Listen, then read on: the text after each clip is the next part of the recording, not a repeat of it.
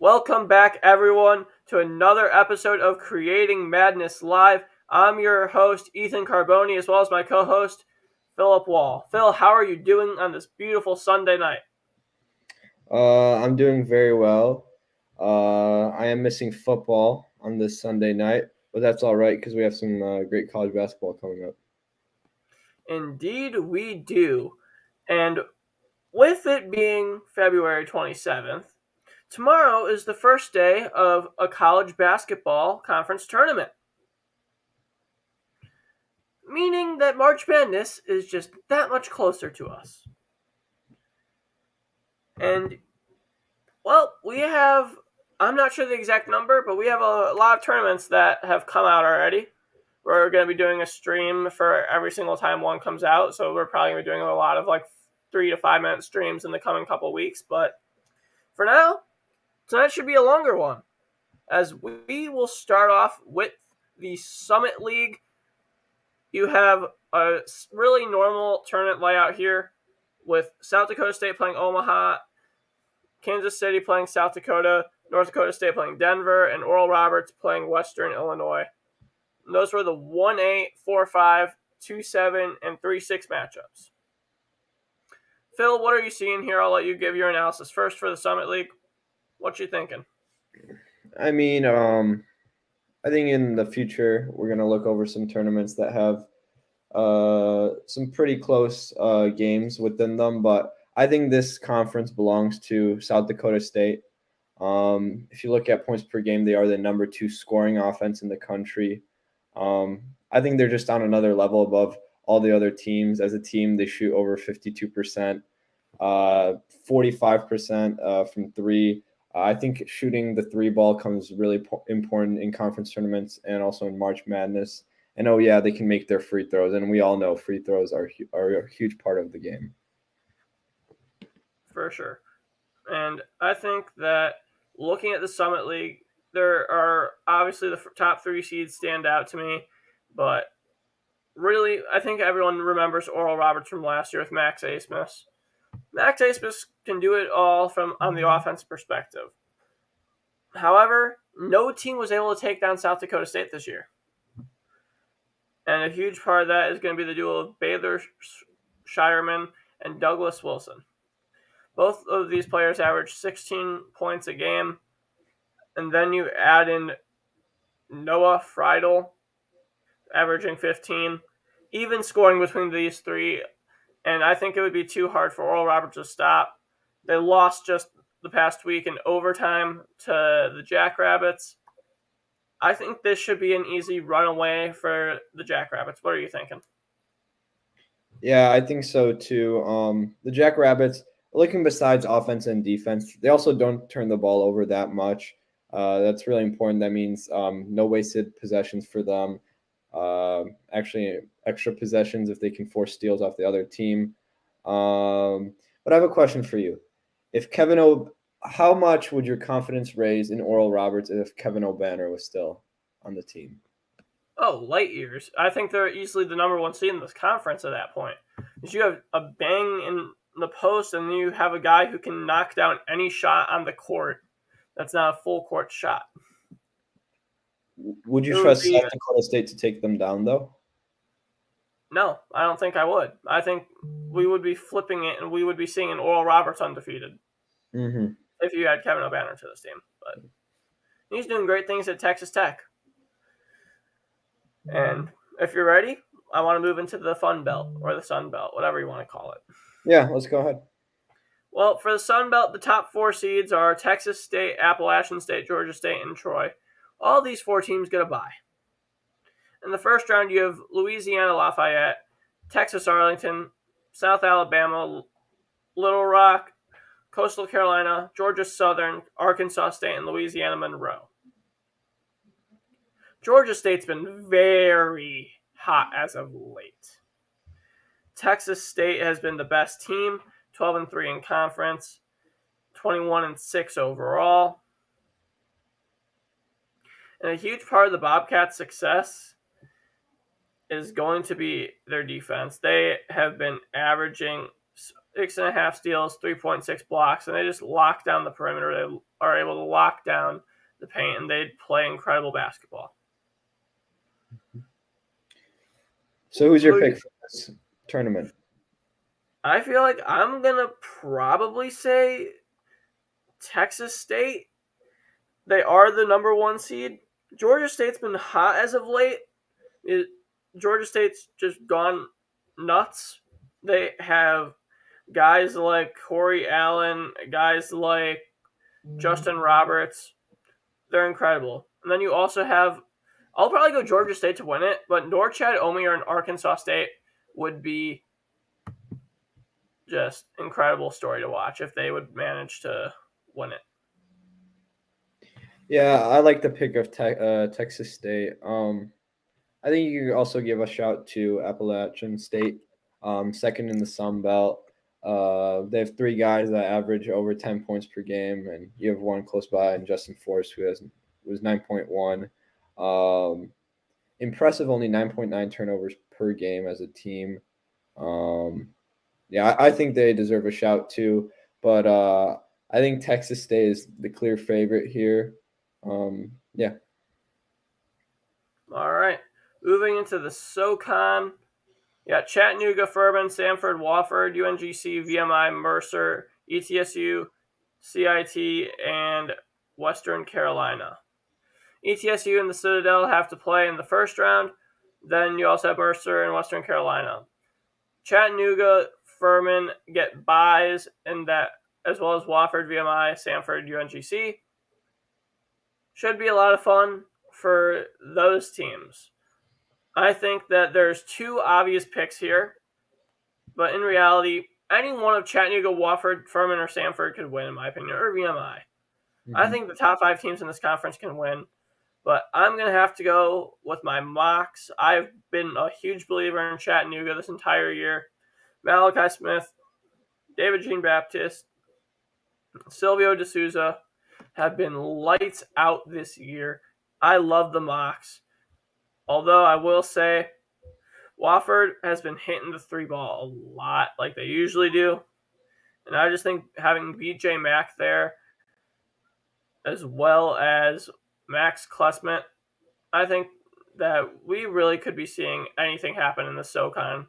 I'll take Chattanooga. Anything could happen, though. Mm-hmm. What are you taking? Yeah, I like the mocks too. Like you said, they truly have an X factor in Malachi Smith. Second, I would place Furman, but I kind of like as a longer shot here VMI. I'm pretty sure 3rd best field goal percentage in the conference, 2nd best 3-point percentage, and best free throw percentage. High octane offense. They lead points per game in the conference.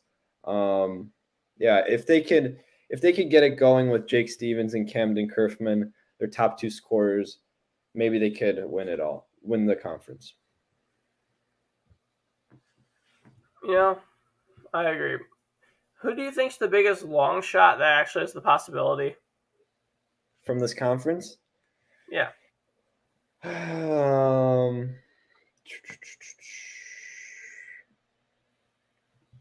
I mean, VMI is sort of a long shot. I would probably say East Tennessee State. Yeah, they're 15-16.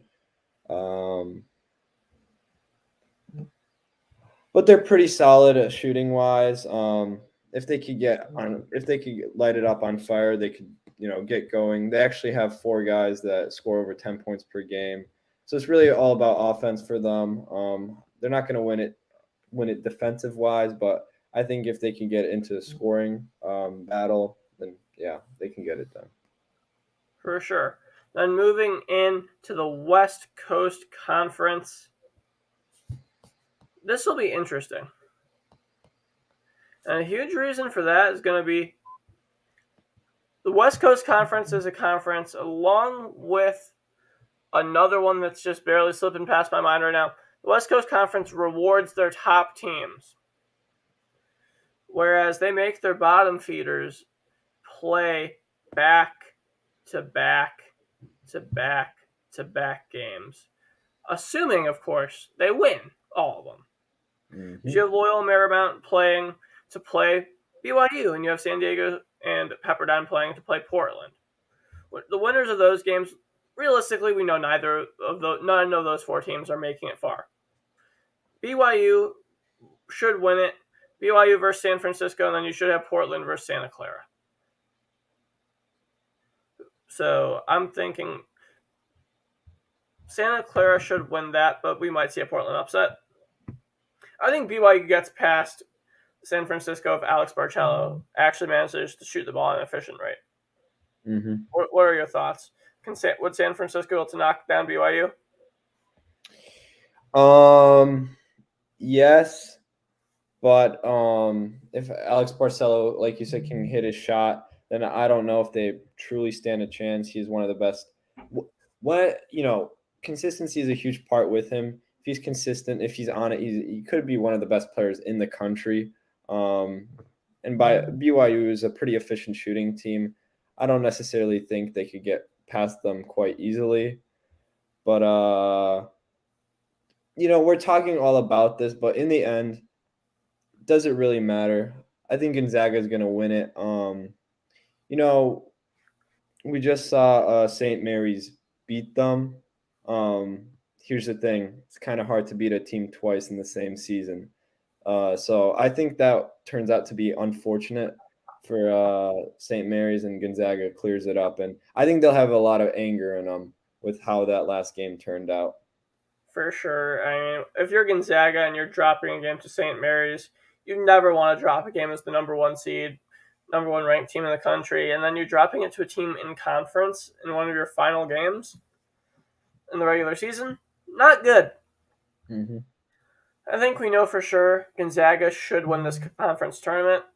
I just wanted to go a little in depth because this is a 3-bid tournament with the likes of San Francisco, St. Mary's, and Gonzaga. Yeah, I will say Santa Clara, they haven't beaten the St. Mary's, the Gonzagas, or the San Franciscos, but they've made those games pretty uncomfortable. High octane offense, not a lot of turnovers. I'm not saying they're going to win the games, but I don't think it's going to be easy for the opposing teams to beat them. Agreed. And as we move into the Patriot League, this should be Colgate's to win. Colgate is the heavy favorite to win this. And a huge reason behind that, although they are not the Colgate of last year that gave Arkansas a tough time, you're seeing Nate Cummings, you're seeing Richardson, Ferguson, Moffat, Records, all just dominate and play their game. That's the best way to put it. We're seeing a high-scoring, even-scoring team. I don't think any team in the Patriot League tournament has a chance. Mm-hmm. At least that's the way I look at it. What are your thoughts? Yeah, I think a huge part of it is just the depth they have too. You can trust. You have 1, 2, 3, 4, 5 guys over 10 points per game. But then you also have guys on the bench, such as Oliver Lynch Daniels and Jeff Woodward, that could come off and score 6 points each. I don't think any team in this conference has that, and they're not as deadly from the three as they were last year, just deadly shooting team, but they can still do that this year. For sure. And then as we move into the Northeast Conference, there's 2 teams. For the conferences that actually have a shot, we'll go over the entire thing, but I'm sorry. It's Wagner and Bryant. Bryant's gotten the best of Wagner as of late. They are now the leading favorite. Does Bryant continue their dominance into this tournament, or does Wagner pick up their slack? As I mentioned with the Gonzaga game against St. Mary's, it's hard to beat a team twice. I think Alex Morales and Will Martinez step up for this game in this tournament. And I think they pull it out and get it. I see where you're coming from. I mean, I'm personally gonna go. I don't. I think I gotta go Bryant here. I think they gotta continue their dominant streak, and I think that although it might be hard to beat a team twice, it's their year. We were seeing Wagner looking like a 14 seed. We were seeing them play utter dominant. If Wagner were to win this conference, they're 15 seed instead of a 14 seed. Yeah. Had they won out and then won their conference, maybe a 13. But no, the team that wins this conference is going to be one of the probably the second or third ranked 15 seeds. If they're able to get that last ranked 14 seed, it's pure luck. But Mm-hmm. as we move to the Ohio Valley, it's a competition between three teams: Murray State, Belmont, and Morehead State. Murray State embarrassed Belmont. I think it's fair to say that if Murray State had to play Belmont, they'd do the exact same thing again. Realistically, though, I think the only team that has a shot is Morehead State, besides Murray State. Yeah. Look, I think Belmont and Morehead State could give Murray State a run for their money, but in the end, this conference to me belongs to Murray State. They've been a wrecking ball this whole season. KJ Williams, 18.2 points, 8.5 rebounds, just a monster. You have the guard Trevin Brown, 16.4 points per game. They're just a non-stop grinding team. It's so hard to beat them.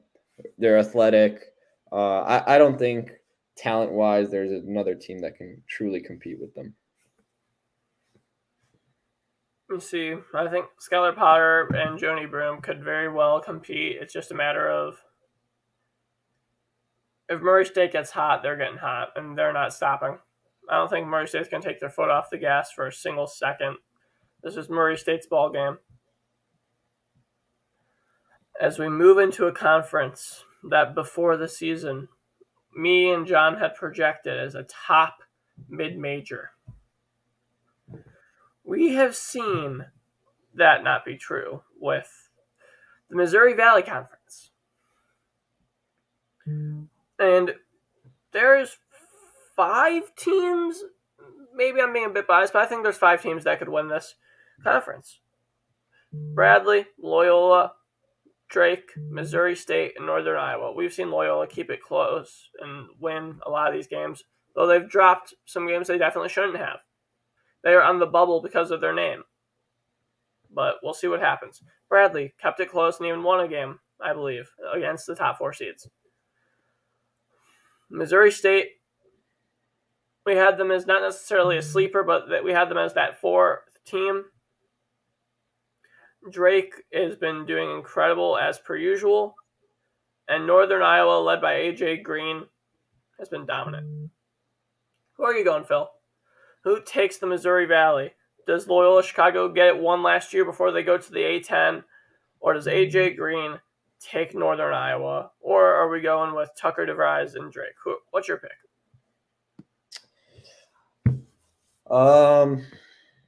Northern Iowa, second in conference, right? First in conference right now. With AJ Green, they've looked solid, but they've had their down moments. I think a team that is disappointed is Loyola Chicago. Well, I just really like their veteran presence at the guard position with Lucas Williamson and Braden Norris. They're an efficient team. I think they'll get it done with the help of Sister Jean. I'm not a believer. I'm a believer in the fact that AJ Green has bounced back. I believe this is his final year in college. I think this is his. I think that he wants this bad. I think he wants this Northern Iowa team to show strong in the tournament. I'll say the number 1 seed wins it. I hate choosing the number 1 seeds to always win, especially in these smaller conferences when any upset could be possible. I've liked AJ Green this entire year. I went out of my way to watch Northern Iowa basketball games. Missouri State is a team that we have not talked about enough, though, tonight. Mm-hmm. And serious props to them. as we move in to the next conference, which would be the Horizon League. Another league we're very fond of on this channel. Mm-hmm. We've interviewed Scott Nagy of Wright State. We've interviewed Greg Campy of Oakland. We've interviewed Youngstown State's coach, and we have a lot of connections going into this league. You have Cleveland State as the 1 seed, Wright State as the 4, Northern Kentucky as the 3, and Purdue Fort Wayne as the 2. Purdue Fort Wayne has bounced up very highly this year, and it's scary. We're going to be seeing Oakland, and the Horizon League does it interesting. They make sure that no matter, the lowest possible remaining seed plays the lowest seed that comes out of that first round. So if IUPUI were to knock off Oakland, they get Cleveland State. Whereas odds are, if Oakland wins, they go play Wright State. That would be a tough matchup. I think the winner of the Wright State-Oakland game would be the winner of this conference. Although props to Purdue Fort Wayne, props to Northern Kentucky. They have been, throughout this year, they have surprised the hell out of me. The Horizon League has been one of the more entertaining mid-majors to watch, and I think that's a trend that will continue throughout the next decade. Who you got in this? So you're not telling me we're not going to talk about IUPUI? No? No, I'm not gonna. They only have 5 players active right now. Mm-hmm. There's another one got injured, so no, we're not. I've got Wright State winning this all. What about you? Yeah, I actually also like Wright State. The second best field goal percentage team in the conference. Not the best 3-point shooting, but they get to the line, get those free throws. I will say this though, as a whole, if you look at it from an outside perspective, this conference, the teams aren't really that great. But I'll take Wright State. I like it. And then as we move to the Big South, a huge part of this conference has been Winthrop as well as Longwood. Longwood being the 1 seed, Winthrop being the 2, Gardner-Webb is the 3. If I'm being 100% realistic here, it's Longwood and Winthrop. I think you'd agree with me on that. Mm-hmm. Then as we go back and look at their schedule, Longwood, they have only played once, I believe. Mm-hmm. That was a 4-point loss. Anything's possible. Who you got? Do you have Longwood or Winthrop, or do you have an other that you're a huge fan of in this conference? I'll just go the classic route. I'll go Winthrop. I just think it's too much offense. I don't think any other team can stop what Winthrop throws at you. Best 3-point percent in the conference, best field goal percentage in the conference, and they get to the line. Yeah, you would have to watch them, but those statistics in themselves, they're a pretty good formula for winning games. I like Winthrop. They are. I hate to keep going with this number 1 seed thing, but Longwood, I would pick Winthrop. It's just a matter of you're going up against a Justin Hill, Isaiah Wilkins, and Deshaun Wade team that all are averaging nearly 12 points. You're having a team where their top 3 guys are averaging 38.1 points per game. And then you can add in another 9.2 from their 4 and another 7.6 from their 5 for their scoring. Your entire top 5 scoring is averaging nearly 55 points a game. And you still have a few key role players averaging 4, 5, and 6. Anything's possible in this conference, especially in the Big South. So I'll say I'll go Longwood, but I won't be surprised no matter what happens. Then we get Liberty and Jacksonville State in the ASUN, as well as the likes of Bellarmine and Jacksonville, Liscombe, North Florida, Florida Gulf Coast, North Alabama, Kennesaw State, Eastern Kentucky, Central Arkansas, and Stetson. Who do you have in the ASUN for our final conference tournament of this little overview? Jacksonville State has had a great season, but I've watched a lot of Liberty, and I love Darius McGee. He's just such an exciting and fun player to watch, and I think he's the X factor in this whole tournament. He's a key player. No other team has him but Liberty. I like Liberty to win the conference. See, my thing is, Jacksonville State has the length and the athleticism to stop him. Darius McGee is able to get to the rack. He's able to shoot. He's able to do it all. If you stop him from driving, and you can shut him down or slow him down, you win. I think Jacksonville State has the length and the athleticism to do that. They have enough scoring from their own guys. Darian Adams, Jalen Gibbs, these guys can jump out and get a 25, 30-point game if they need to. Yes, McGee has been known for these big performances. Jacksonville State very well could do it too. I believe that's the end of our conference predictions. Thank you everyone for tuning in. We'll be doing another one of these every time something comes out. Probably only going to be a few minutes, but as we get into the bigger ones, we're going to be spending a lot more time looking into some of these more in-depth games, especially as we get into the power conferences or the Mountain West of the world. But thank you for tuning in. I'm Ethan Carboni signing off, as well as thank you, Phil, for joining me. We'll see you next time on Creating Madness.